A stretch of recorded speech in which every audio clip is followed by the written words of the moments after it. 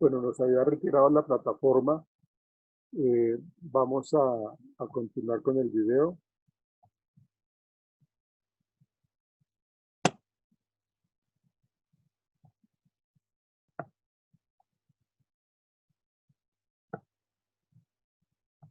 ¿Están viendo la imagen que estoy compartiendo con ustedes? Sí, señor. Sí, señor. Okay. Sí, profe. Listo, okay. Vamos a continuar entonces. Lo voy a volver un momentico.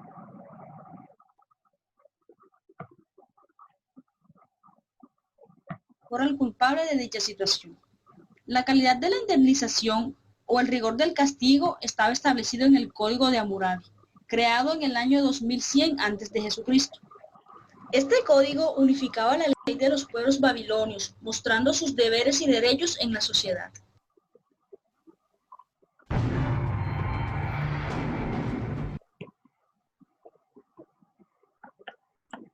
En Grecia existían grandes yacimientos de minerales, cuya extracción era realizada por los esclavos de la época. Ellos estaban presentando serias intoxicaciones debido a la sobreexposición a los materiales químicos usados en el proceso de extracción. En esta época era poca la protección e higiene que tenían los esclavos, precisamente por su condición. Sin embargo, los médicos de la época se ocuparon de las lesiones y enfermedades que mineros, obreros y artesanos contraían en el ejercicio de sus oficios, tal como se leen en las obras de autores como Hipócrates, Plinio el Viejo, Galeno y otros. Hipócrates sugiere en el siglo IV a.C. catalogar por primera vez la intoxicación por plomo como una enfermedad ocupacional. Plinio el Viejo, en su Enciclopedia de Ciencias Naturales, describe un número de enfermedades ocupacionales a las que clasifica como enfermedades de los esclavos, al referirse a los trabajadores de la manufactura y la minería. Comenta también el uso de pedazos de lino a manera de respiradores por los refinadores de minio, sulfuro rojo de mercurio. Galeno y Celso incluyen en sus escritos breves comentarios sobre enfermedades debidas a exposiciones de origen ocupacional.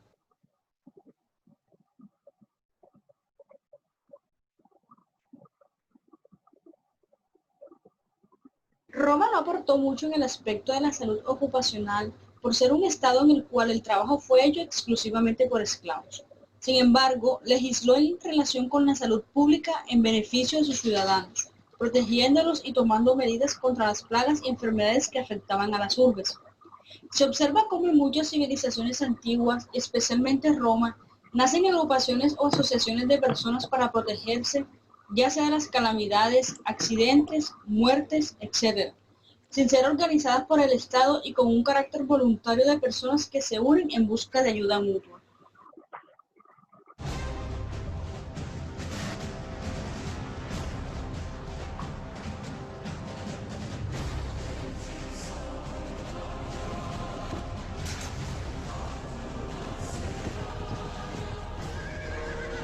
Época en donde se forman los estados y recae sobre estos la absoluta responsabilidad de proteger al ciudadano, circunstancia que posteriormente fundamentó el nacimiento de la salud pública. Los avances en materia de seguridad y salud ocupacional fueron reconocimientos hechos por autores como creó las órdenes hospitalarias como normas en la regulación de los servicios médicos prestados a la sociedad. Las corporaciones de oficio consagraban en sus estatutos una serie de medidas que procuraban proteger a los trabajadores accidentados. Promulgó en el año 645 los edictos del Rotario, lo cual era una serie de normas legislativas destinadas a proteger de los accidentes de trabajo a los obreros de la construcción. Posteriormente, hacia el siglo XVI, cuando la mortalidad por enfermedades pulmonares no se registraba, pero se tenían indicios de que eran causadas por silicosis, tuberculosis y la exposición al mineral radioactivo.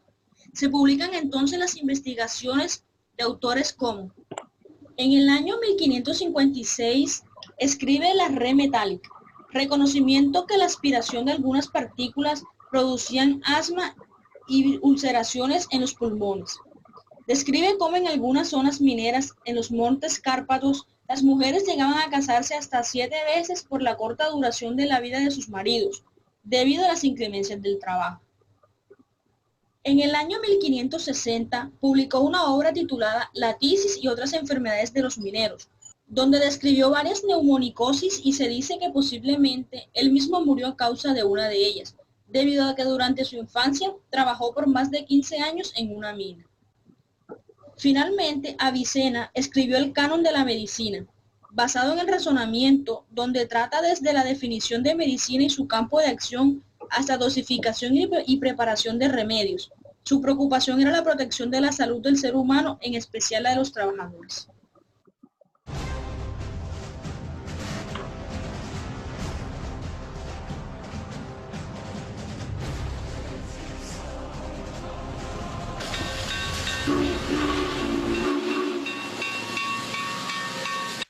En este tiempo se perfeccionan los procesos tecnológicos, apareciendo nuevas ramas de la industria y nuevos tipos de factores contaminantes que afectan la salud de los trabajadores.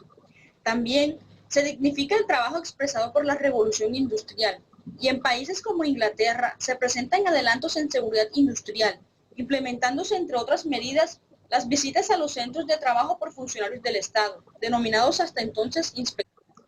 Con la revolución industrial se incorporaron mayor número de trabajadores, tanto hombres como mujeres y niños. Es decir, que el desarrollo ocasiona la utilización de mayor cantidad de mano de obra y de sistemas mecánicos mucho más complicados y peligrosos para quienes los manejaban, ocasionando así accidentes de trabajo o enfermedades profesionales. Trata además de conservar la seguridad y la higiene en el trabajo, al impedir los accidentes, al igual que conservar en las mejores condiciones posibles al ser humano, valorándolo como persona que merece toda la protección posible y como irreemplazable factor en el trabajo y en la producción. En esta época ocurrieron importantes acontecimientos, como se muestran a continuación. En el año 1700, el médico italiano Bernardino Ramazzini publica la obra considerada fundacional de la actual medicina del trabajo, disertación en torno a las enfermedades de los artesanos, y por lo cual se le considera el padre de la medicina del trabajo. En ella, vuelca los conocimientos adquiridos en años de estudio de los diferentes trabajadores y los ambientes en los que estos ejecutaban su trabajo, desarrollando un método que comprendía la observación de la supuesta causa de daño profesional, el examen clínico del trabajador para determinar la influencia del trabajo sobre la salud, la documentación sobre el tema y las normas higiénicas y medidas de prevención individuales y colectivas ofrecidas. Luego, en el año 1784, una epidemia de fiebre en las fábricas de hilados de algodón cercanas a Manchester incitó a desarrollar la primera acción en pro de la seguridad por parte del gobierno. Atrajo así la atención de un público influyente sobre la explotación de los niños. Seguidamente, en 1795, se formó la Cámara de Salud de Manchester, la que asesoraba en relación con la legislación para reglamentar las horas y las condiciones de trabajo en las fábricas. En el año 1811 se organizó un movimiento en protesta por el trato infrahumano en el trabajo. Este movimiento fue llamado ludista, porque fue desarrollado bajo la dirección de Ned Ludd, conocido como un benefactor de los pobres. En 1841 se promulgó la Ley de Minas, la cual determinaba las compensaciones punitivas por las lesiones previsibles causadas por maquinaria de minas no protegida. Creó el cargo de inspectores de minas y excluyó a las mujeres y muchachas del trabajo subterráneo, prohibiendo igualmente que lo efectuaran niños menores de 10 años. Finalmente, en 1842, Edwin Chadwick, miembro de la comisión encargada de formular las leyes de la protección a los pobres, se convirtió en la fuerza impulsora que dio origen a un estudio titulado Informe sobre las condiciones sanitarias de la población obrera en la Gran Bretaña. Esta obra fue base de las reformas en el siglo XIX en Europa y en los Estados Unidos. En Europa, en 1877, se votó una ley que obligaba a resguardar toda maquinaria peligrosa. Seguidamente, en 1898, se realizaron importantes esfuerzos para establecer la responsabilidad económica del empresario por los accidentes laborales.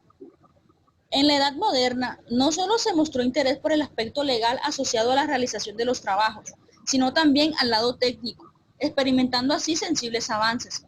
Así, los ferrocarriles, que habían sido los más afectados por los accidentes, adoptaron el freno de aire y el enganche automático antes de terminar el siglo XIX.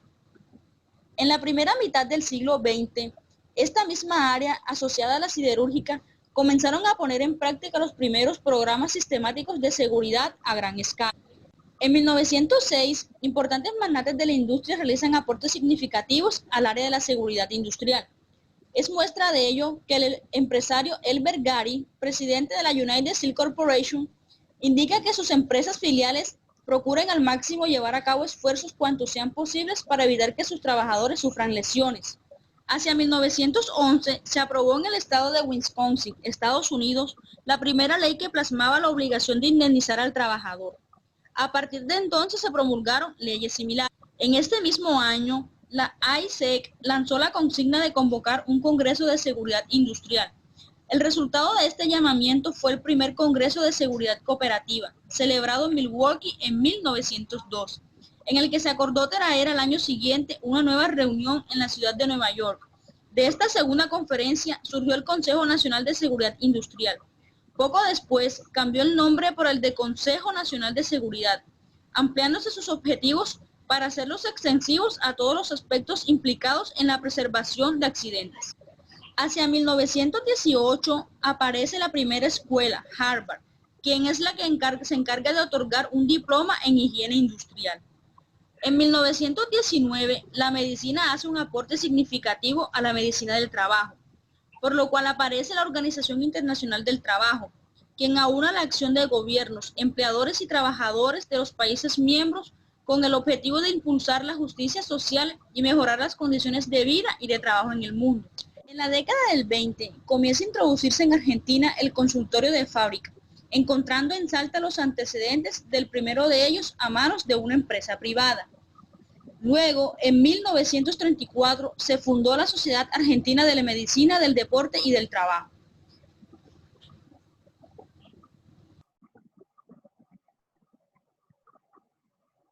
El desarrollo de la salud ocupacional en Colombia se remonta a la época prehispánica, donde el indígena buscaba que el medio le proveyera alimento, estabilidad y seguridad, logros mínimos que adquiere con base en una organización social. Es en la época colonial cuando se dictan las cédulas reales por el Consejo de Indígenas referentes a la salud ocupacional. En 1541 se prohíbe trabajar los días domingos y festivos. Igualmente, se estableció que el indígena del clima frío no podría ser obligado a trabajar en el clima cálido y viceversa. Seguidamente, en 1601, se implantaron normas que obligaban a cuidar de aquellos indios que sufrieran accidentes en el trabajo, ofreciéndoles acompañamiento médico. Entre 1820 y 1950 nace la Ley 57 de 1915, conocida como la Ley del General Rafael Uribe Uribe, de gran importancia en lo referente a la reglamentación de los accidentes del trabajo y las enfermedades profesionales. Mediante la Ley 90 de 1946 se crea el Instituto Colombiano de Seguros Sociales, entidad de gran importancia en la seguridad social colombiana. En 1950 se expide el Código Sustantivo del Trabajo, en el cual se establecen múltiples normas relativas a la salud ocupacional, como la jornada de trabajo y el descanso obligatorio. El Decreto 3170 de 1964 aprueba el reglamento del Seguro Social Obligatorio de Accidentes de Trabajo y de Enfermedades Profesionales. Dentro del desarrollo normativo de la legislación colombiana se encuentra que mediante el título tercero de la Ley 9 de 1979 nace el término salud ocupacional y se dictan las medidas sanitarias en las empresas. En 1983, mediante el decreto 586, se crea el Comité Nacional de Salud Ocupacional. Como producto de la iniciativa y participación del Comité Nacional de Salud Ocupacional, se expide posteriormente el decreto 614 de 1984, el cual establece las bases para la administración de la salud ocupacional en el país y en su artículo 35 crea la obligación legal de diseñar y poner en marcha un Plan Nacional de Salud Ocupacional. En 1984 se elabora el primer Plan Nacional de Salud Ocupacional, el cual tuvo como objeto orientar las acciones y programas de las instituciones y entidades públicas y privadas, así como el aumento de la productividad y el establecimiento de un plan para evitar la colisión de competencias. En el marco del primer Congreso Nacional de Entidades Gubernamentales de Salud Ocupacional, efectuado en 1990, se propuso el segundo Plan Nacional de Salud Ocupacional 1990-1995, cuyo propósito esencial fue reducir la ocurrencia de accidentes de trabajo y la aparición de enfermedades profesionales. Durante el desarrollo del segundo Plan Nacional de Salud Ocupacional se expidieron la Ley 100 de 1993 y el Decreto Ley 1295 de 1994, normas que reorientaron la salud ocupacional y crearon el Sistema General de Riesgos Profesionales. El 31 de julio de 2014, el viceministro de Relaciones Laborales e Inspección expidió el Decreto 1443 de 2014, el cual dicta disposiciones para la implementación del Sistema de Gestión de la Seguridad y Salud en el Trabajo.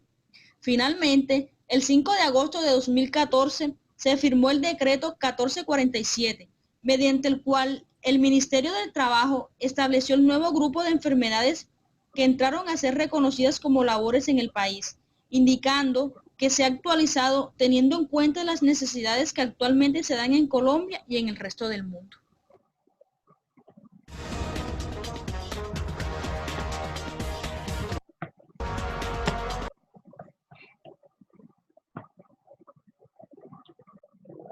Bien. Tenemos claro entonces toda esta historia de lo que tiene que ver con la salud ocupacional en el mundo y en Colombia. Hay que entender entonces, hay que conocer esa historia de la salud ocupacional y eso nos permite a nosotros entender la evolución de las leyes, la evolución de la legislación sobre el tema de salud ocupacional. Debe ser como la mayor importancia que se requiere, entonces, es determinar cómo los errores que se cometieron en el pasado a nivel empresarial, a nivel organizacional, teniendo en como cuenta la salud del trabajador, precisamente teniendo en cuenta esos errores, lo que se supone es de que si estamos creando toda esta legislación en salud ocupacional, es para prevenir esos errores del pasado. ¿Sí? Ahorita entonces las empresas tienen que seguir unos parámetros que están legislados por la Constitución y por el Ministerio de Trabajo para poder presentar entonces de una manera adecuada los controles para esa ineficiencia y por la falta de mayor trabajo en prevención. Entonces, sabemos de que lo que estamos haciendo ahorita es precisamente acudir a lo que tiene que ver con la salud ocupacional. Nosotros lo que vamos a hacer es precisamente entender de que la salud de los trabajadores es supremamente importante y que si nosotros como empresarios, como empleadores, no aportamos con toda esta legislación lo que tiene que ver con el derecho al trabajador, a la protección y a la salud, entonces lógicamente los costos para la empresa van a ser muy altos. La falta de conciencia en la prevención de los riesgos profesionales en las empresas, pues va a ser enorme, ¿sí? Entonces, todo esto, toda esta revisión de la historia en la salud ocupacional, pues lógicamente ha cambiado. Y qué bueno que haya cambiado, porque pues ahorita en los últimos 50 años el objetivo pues precisamente es mejorar la planificación de la gestión de riesgos profesionales por esos errores que se presentaban en el pasado. Entonces, la idea es que ahorita todo está vinculado a la salud ocupacional. En el video escuchábamos nosotros cómo se relaciona la medicina en general con la medicina laboral.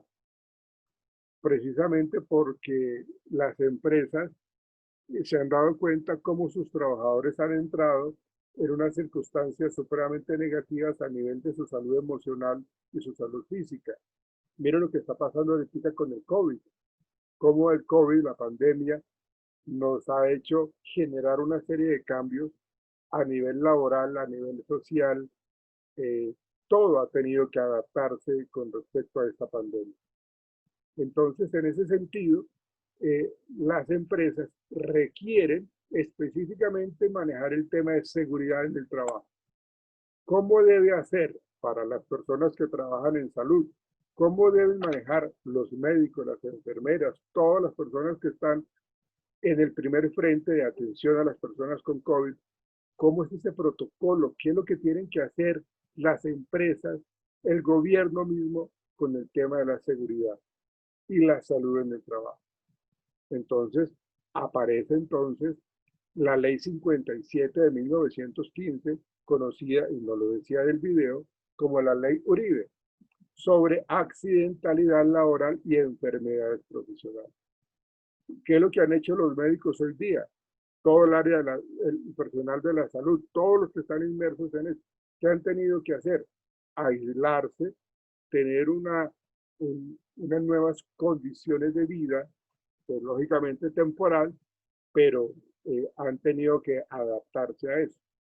Y eso ha tocado prácticamente manejarlo en la marcha misma de toda esta evolución de la pandemia, ¿sí?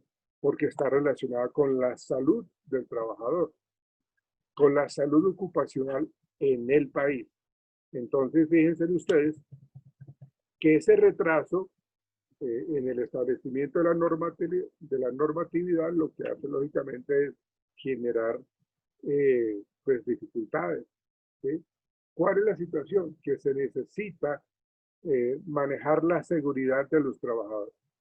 Y eso se ha debido hacer hace muchísimos años. Pero pues lógicamente el hecho de que las personas a veces no quieren invertir, las empresas, los empresarios no quieren invertir en su gente, pues lógicamente eso va a repercutir de una manera muy, muy fuerte en cuanto a la salud del trabajador, ¿sí? ¿Qué es lo que se pretende entonces con estas políticas de gobierno acerca del papel de los trabajadores? Pues lógicamente lo que se pretende es respetarle los derechos a los trabajadores y también reconocerle cuáles son los deberes de ellos. O sea, cuáles son los derechos del trabajador y cuáles son los derechos del empleador. Cuáles son los deberes del trabajador y cuáles son los deberes del empleador. Entonces eso lleva a que se requiera utilizar toda esta legislación colombiana, toda esta visión política para favorecer lógicamente a los trabajadores. Entonces, después de todas estas leyes siguieron pues otras que buscan siempre fortalecer la protección de los trabajadores frente a los peligros y riesgos en su trabajo, ¿sí? Y que pues lógicamente trascendieron para establecerse en un futuro con respecto a la salud ocupacional en Colombia. Entonces, la ley 46 de 1918 dictaminaba las medidas de higiene y seguridad, higiene y sanidad para los empleados y los empleadores. Y esto no es otra cosa más que brindarle al trabajador todas unas condiciones adecuadas para ir a trabajar. Hay trabajos que tienen un fácil acceso para ir a trabajar. Hay personas que tienen un difícil acceso para llegar a trabajar. Hay personas que llegan hasta cierto punto para ir a trabajar. Hasta ahí llegan los carros. Entonces ahí tienen que montarse en un caballo, en una yegua, lo que sea, porque es bien adentro lo que tienen que llegar a hacer. O tienen que coger una canoa, una lancha para ir a trabajar. Entonces, todo eso tiene que ver con las medidas de higiene y seguridad y salud en el o para el trabajador, ¿sí? Si yo les exijo a los trabajadores productividad, pues yo tengo que brindarles todo lo necesario para que la tengan, ¿sí? Si ustedes recuerdan la pirámide de necesidades de Maslow, cuando se habla de las necesidades de primer orden, como es el hambre, el dormir, ¿sí? Entonces, lo que yo tengo que hacer es velar porque mi trabajador tenga bien establecido eso, que lo cumpla, porque si la persona no logra conciliar el sueño, si la persona no tiene algo en su estómago, pues lógicamente no va a tener cómo trabajar. Entonces, ya no se ve al trabajador como ese esclavo, ya no se ve al trabajador como esa persona que no tenía ni voz ni voto, aunque lógicamente hay empresas hoy día que manejan como esa visión autoritarista en el entorno laboral. En última, lo que se pretende es de que la empresa le brinde al trabajador un clima laboral satisfactorio, un ambiente laboral adecuado. Para eso se dictaminó esa ley 46 de 1918, en donde se habla de las medidas de higiene y sanidad, o medidas de higiene y seguridad en la salud para los trabajadores. ¿Sí? Entonces, si hablamos nosotros de la Ley 10 de 1934, donde se reglamenta la enfermedad profesional, ¿sí? Donde se habla de los auxilios de las cesantías, antes las personas no tenían ese tipo de privilegios, ¿sí? Antes no se hablaba de las vacaciones remuneradas ni la contratación laboral, no. Se creó entonces el Ministerio de Protección Social con la ley 44, perdón, de 1939, creando el seguro obligatorio de indemnizaciones para accidentes de trabajo.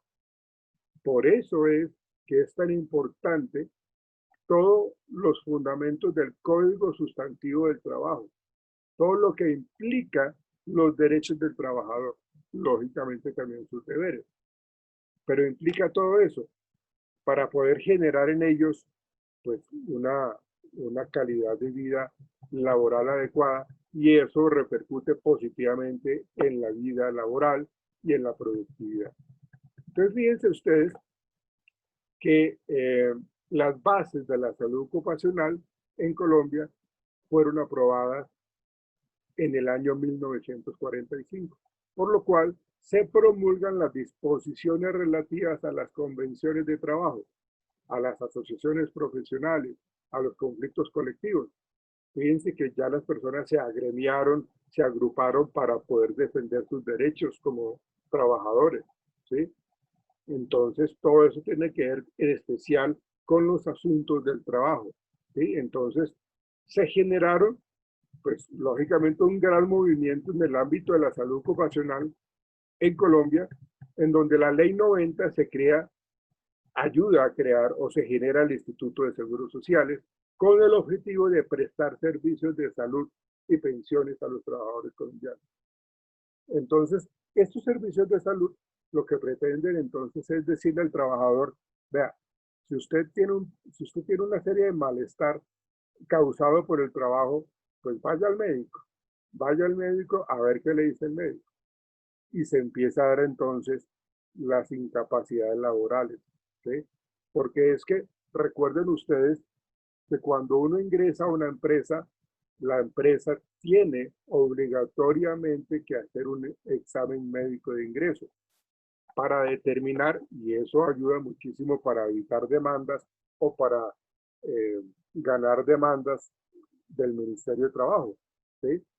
¿Por qué? Pues porque la gente llega, hace su examen médico y llega en ciertas condiciones laborales, perdón, llega en ciertas condiciones de salud física y mental. ¿Ven? Entonces entran y después de 3 años, 4 años, 5 años, se le tiene, bueno, constantemente se le tiene que hacer evaluación a ellos con respecto a cómo ha venido adquiriendo o no enfermedades, condiciones de trabajo inadecuadas que le están afectando, que la visión, que la piel, dependiendo de la actividad laboral que el empleado esté realizando. Entonces, la relación que existe entre la medicina y el trabajo se ha integrado de una manera enorme. ¿Por qué? Pues porque en el caso, cuando yo hablo de mi experiencia profesional en el área clínica, a mí me llegaban muchos pacientes en donde presentaban muchos problemas a nivel laboral.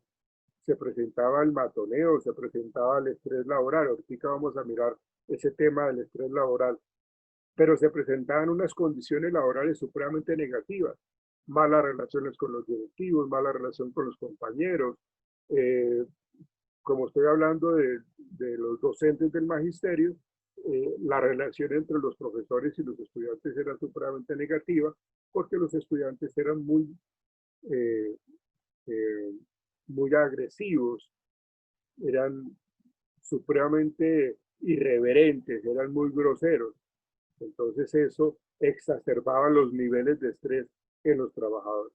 Acudían entonces a medicina general, el médico general veía necesario remitirlo a psicología, entonces en el caso mío yo daba un dictamen médico con respecto a las condiciones emocionales con las cuales llegó el paciente, que no puede dormir, que está afectado en su alimentación, inclusive en sus relaciones de pareja, se ve afectado en la vida en el área sexual. Entonces, al ver todo eso, ¿qué es lo que me toca hacer a mí como psicólogo? Pues remitirlo a medicina laboral y que medicina laboral determine si es necesario incapacitarlo o no.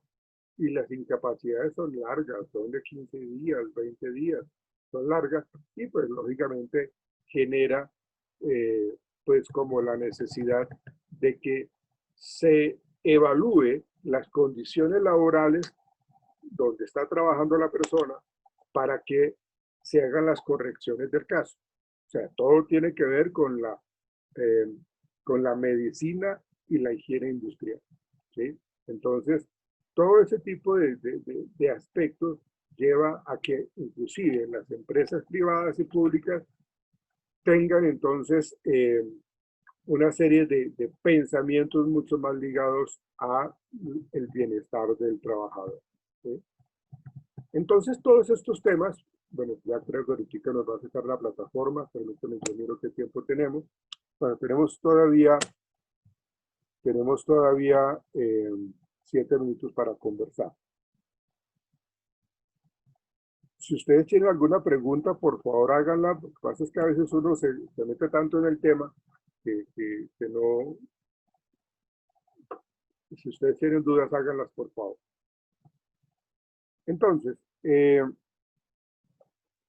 los temas de salud ocupacional en Colombia, pues lógicamente se ha tornado muy importante los sectores industriales, sociales, culturales, porque es que ya no se están viendo a los trabajadores como simplemente los que van a trabajar y a producir. No, hay que ver cómo es el vínculo social que tienen los trabajadores, cómo es el aspecto cultural que tienen los trabajadores, ¿ven?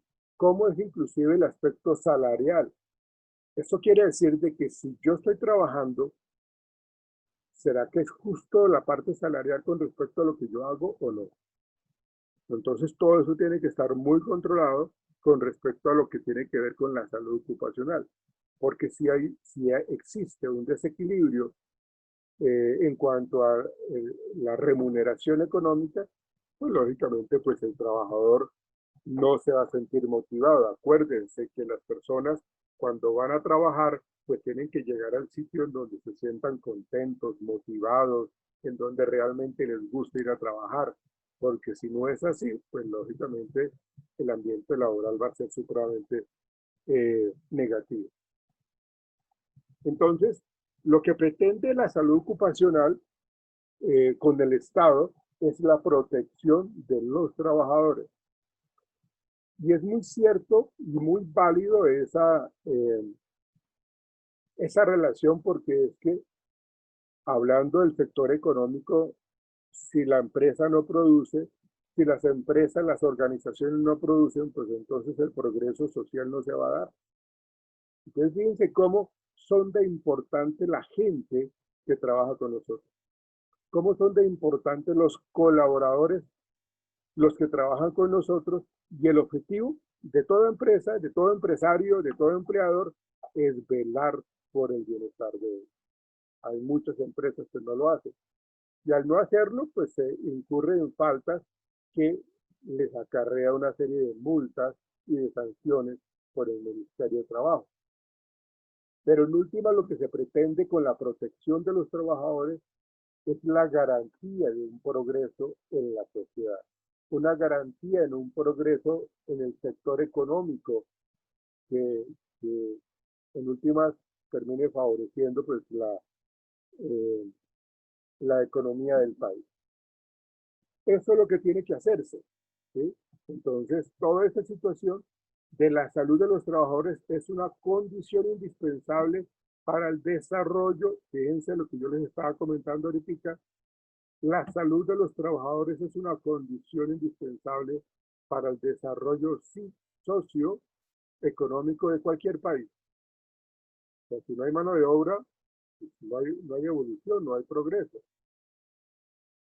Y si yo no cuido al trabajador, si yo no cuido y no preservo y no conservo eh, el bienestar de mi gente a nivel social y a nivel de salud, pues entonces lógicamente eso va a repercutir negativamente.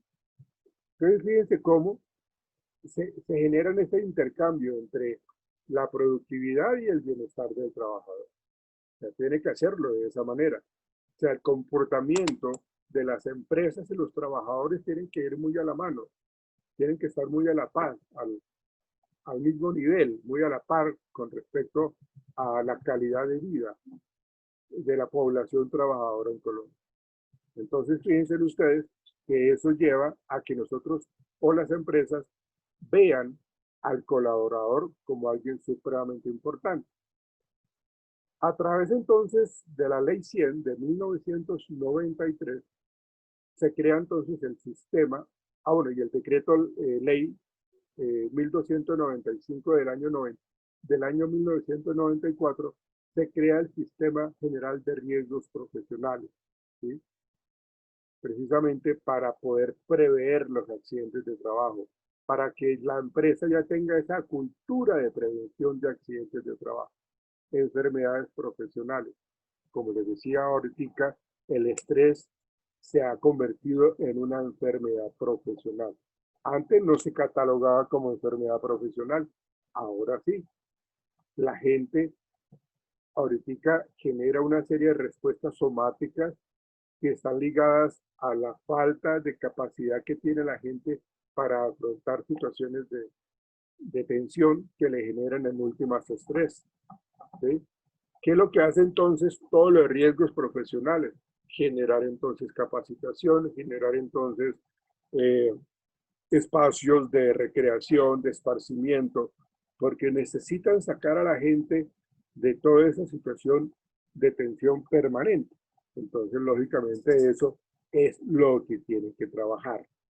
Con eso, lo que tiene que ver con los riesgos profesionales, lo que pretenden es prevenir los accidentes de trabajo.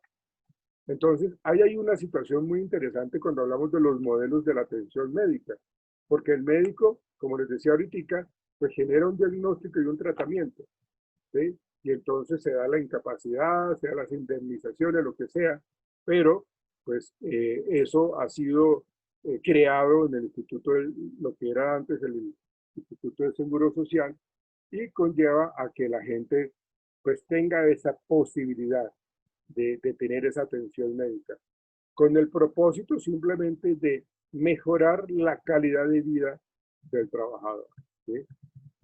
Se crean entonces, un momentico, creo que me va a sacar la plataforma, pero vamos a hablar de